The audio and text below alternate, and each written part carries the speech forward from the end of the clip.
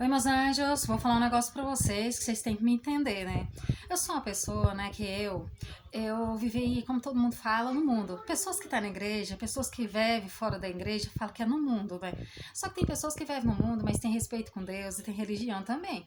Só que quando eu não vivia na vagabundagem. Eu sou uma pessoa que podia ir pra uma festa, mas até filmar com alguém. E se eu tô com alguém, eu tô com alguém firme.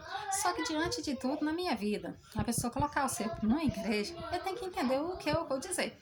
Quando você está na igreja, você não pode ficar estudando intimidade sexual e nem ficar apontando termo do que você era, e nem eles podem ficar atropelando seu projeto, porque senão você nunca será nada.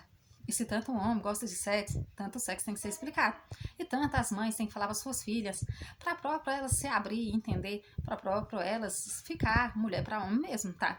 A igreja está fechando um sistematismo muito grande, onde a mulher não quer nada, tá? E diante disso tudo, se próprio eu trabalho e estou alcançando os objetivos, eu tô, como se diz, dirigindo, trabalhando, conquistando minha casa, e não se me entende o que eu quero te dizer. A partir do momento que o homem entra na minha vida, ele tem que entender que eu já tenho respeito. Ele não pode tirar meu respeito num nível onde eu não posso ser nada, tá?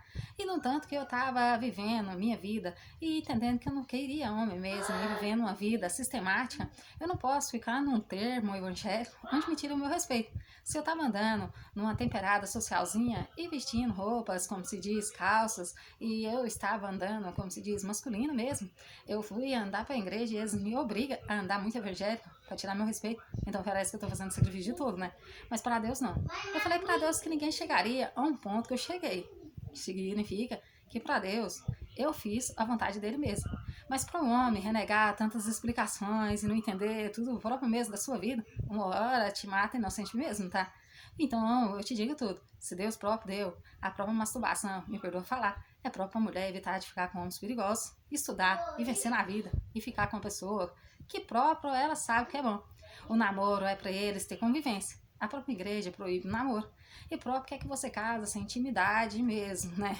Aí daqui a pouco, né, prejudica pra você, né? Eu vou falar outra coisa pra você, né? E tudo que a gente explica é bom. Sempre quando eu fui, né, eu não tinha tanta intimidade com Deus.